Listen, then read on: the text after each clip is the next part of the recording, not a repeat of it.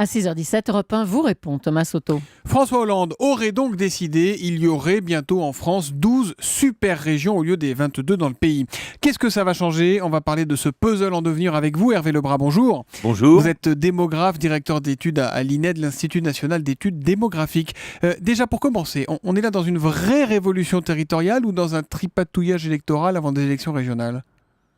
Je crains qu'on soit plus dans le tripatouillage que dans une vraie réforme, parce qu'elle est décidée très rapidement. Personne ne comprend pourquoi on a avancé le chiffre de 12. Par exemple, il y a une quinzaine d'années, la DATAR, la délégation à l'aménagement du territoire, avait avancé le chiffre de 5 super régions. Le rapport Balladur de 2009 avait avancé 15 régions. Donc là, on a l'impression que division par 2 a été lancée presque en l'air, et sur le terrain, ça pose des tas de problèmes. Mais ce qu'on peut dire quand même, c'est que là, au moins, ça avance. Il va se passer quelque chose, parce que les 5 régions, les 15 régions, on ne les avait pas vues. Là, visiblement, ça va se faire. Oui, mais dans chacun des cas précédents, il y avait vraiment eu un travail de mener. Le travail de la commission Balladur est un travail très sérieux. Le travail de la DATAR était sérieux. Là, le chiffre a été lancé très rapidement. C'est de la com? C'est-à-dire qu'il n'y a pas eu le travail préparatoire suffisant? Non, il n'y a pas eu de travail préparatoire. Il y a par exemple une délégation, un commissariat général à l'égalité des chances qui a été créé il y a 2 mois. Il n'a même pas été consulté à l'égalité des territoires. Il n'a même pas été consulté. Donc ça a été fait très rapidement. Je sais bien d'agir rapidement, mais encore faut-il le faire en connaissance de cause. Ceci dit, il y a des problèmes très sérieux qui pourraient être réglés. Je crois que ça sera le second aspect de la loi proposée. C'est le problème des doublons. D'accord. Alors concrètement, on va essayer d'être concret. Pour un habitant de Bourgogne qui va sans doute se retrouver rattaché à la Franche-Comté, ça va changer quoi? Qu'est-ce que ça va changer d'avoir une grande région et plus de régions moyennes? Ça va rien changer pour lui. Simplement, s'il est en Franche-Comté, au lieu de s'adresser à Besançon, il s'adressera à Dijon. Mais étant donné que les 2 régions ont les mêmes compétences, ça ne réglera pas le problème des doublons. Ce qui peut changer... Il y aura quand même moins de personnes, il y aura besoin d'avoir moins. Il n'y aura plus 2 fois le même bureau à 2 endroits différents, si? Oui, mais il faudra traiter autant d'affaires, donc il faudra autant de personnes. Ou alors, si on allait dans cette logique qui est une logique dite d'échelle, c'est-à-dire on gagne quand on regroupe, à ce moment-là, il faudrait tout regrouper à Paris. C'est là qu'on ferait le plus d'économies.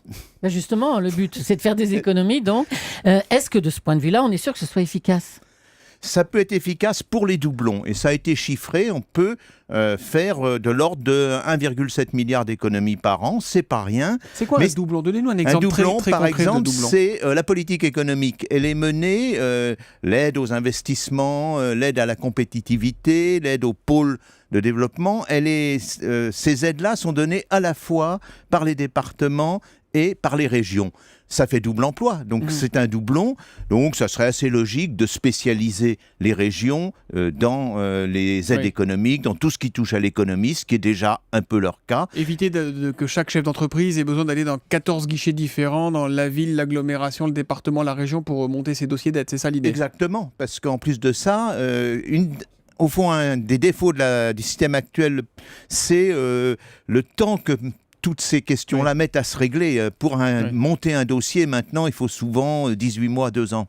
Ça grogne déjà pas mal dans certaines régions. La Bretagne veut rester seule. Ségolène Royal préférait que le Poitou-Charentes se rapproche des Pays de Loire plutôt que du centre ou de l'Aquitaine. Il faut les écouter ou pas? Quel doit être le moteur de ces fusions? Mais personne ne le sait. Donc actuellement, on est quelquefois... je compare ce qui se passe actuellement à ce qu'étaient autrefois les surprises parties, c'est-à-dire chacun cherche une cavalière ou chaque cavalière cherche un cavalier, puis non, il ne veut pas, donc il essaye une autre. Viens, on fait une région commune. C'est ce qui est en train de se passer actuellement. C'est un peu, je trouve que c'est un peu risible, et tout ça parce qu'il n'y a pas eu de préparation en amont.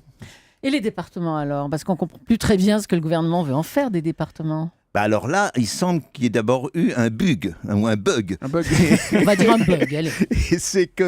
C'est-à-dire que le gouvernement voulait supprimer les départements. Et puis il s'est aperçu que c'était dans la Constitution, les départements. Donc il faut passer par une réforme constitutionnelle. Et là, il risque de ne pas avoir la majorité des 2/3 Alors, qui est comment il va faire requise. Alors, il veut dans un premier temps supprimer les conseils généraux, c'est-à-dire les représentants politiques des départements. C'est sans doute possible. En même temps, c'est un peu bizarre. Ça coûte pas très cher. On a fait des chiffrages. Disons, les chiffrages sont entre 50 et 100 millions. C'est pas rien, mais c'est quand même une institution politique, démocratique. C'est des élus. Je trouve que c'est un peu dangereux de supprimer des corps intermédiaires. Ça s'appelle du populisme. Ah, c'est un peu le bazar, tout ça quand même. Un tweet de Virgin60 qui nous dit « Il serait intéressant de nous demander notre avis avant de jouer avec nous comme des pions ».